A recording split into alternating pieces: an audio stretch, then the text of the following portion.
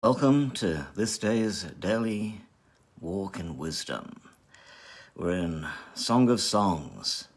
We're in chapter 3 and verses 6 to 11. We're still considering the heavenly vision. The Shulamite is talking. She says, "Who is this that comes up from the desert like pillars of smoke, perfumed with myrrh and frankincense, made from all the powders of the merchant?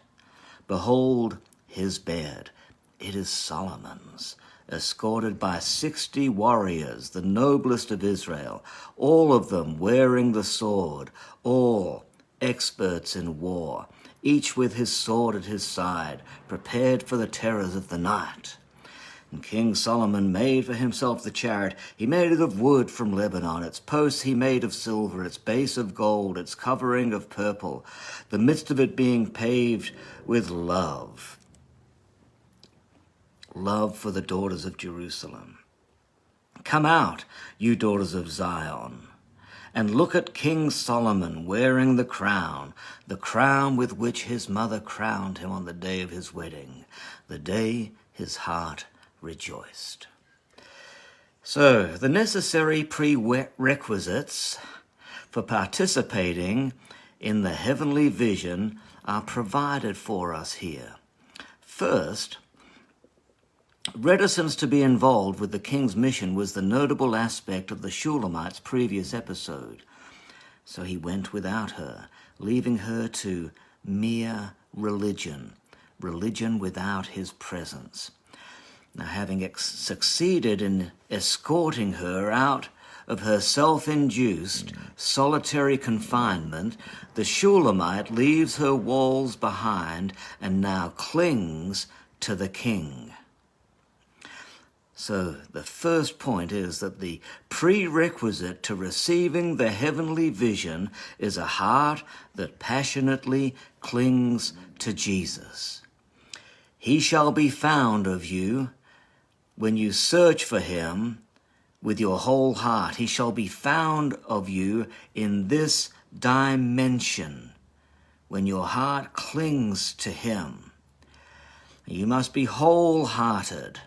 The heavenly vision is not for the fractured soul. It's not for the incongruent. It's not for the inauthentic.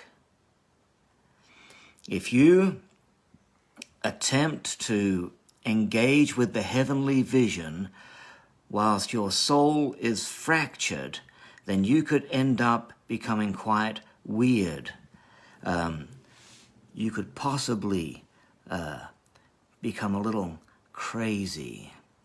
We all know some Christians, especially in Pentecostal and charismatic circles, that are a little bit on the edge. Their wiring has become a little bit out of order, and they come across more weird than wild. We like to be wild, but we don't want to become weird. And the reason for this is that they lack the stability and integrity that is necessary to integrate the heavenly vision into our daily lives. So you need to have stability in your life. I like to have a orthodox set of doctrines that keep me solid and stable. I like to have an emotional life that is firm and steadfast. I like my prayer life to be consistent and stable. I like there to be aspects within my life that keep me anchored solidly with my feet on the ground, so that I can experience the giddying heights of all that the Holy Ghost has for me without becoming wacky. Yes, so you have to have a heart that is wholeheartedly clinging to the King. It's got to be a whole heart, not just excited for a moment, but not consistent. Not just part of you that is reaching for God, but the rest of you is looking for other things, any other adventure that you can embrace. Okay, so the second prerequisite is that love must be reciprocated. The Shulamite clings to the king and will not let him go. Every vision makes a demand upon the soul. Prior to receiving the heavenly vision, you must already be determined. You must already be determined to do whatever God asks of you. You have to have that determined within your heart before you engage with the vision. You must already have counted the cost and have decided that whatever God asks of you, that shall be done. That is your commitment. You're wholeheartedly going to be devoted to God, clinging to him, and then whatever he asks of you, it's a done deal already before God ever asks anything of you. Finally, whilst the Shulamite is present to utter the words that we read at the beginning, she makes no mention of herself. She is cooperating with the next move of the king, but she emphasizes him alone. This is important. Her life is dead to self and hid with Christ in God. Dying to self is no easy thing. It is the fully crucified life and can only be brought about by complete cooperation with the Spirit and the Word. So long as you are obedient to God, you are putting the dying to self process into effect, whereupon you can create the necessary condition for your soul to receive the heavenly vision.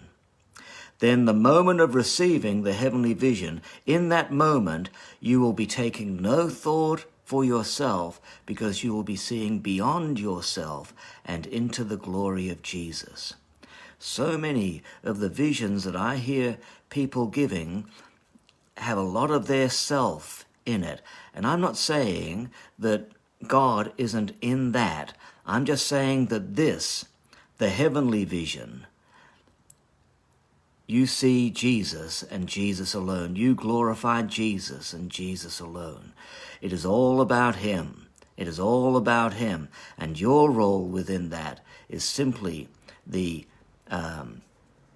conduit or the factor that gives the recognition of all that Jesus Christ is doing in the world around you. You give him glory. Yeah. So there you go. 3 aspects for us to be able to encounter Jesus in this heavenly vision. 3 factors, 3 ways or modes of being that will enable us to be fully the reciprocals of divine glory and wonderful insight into all that God is doing in the universe. Amazing.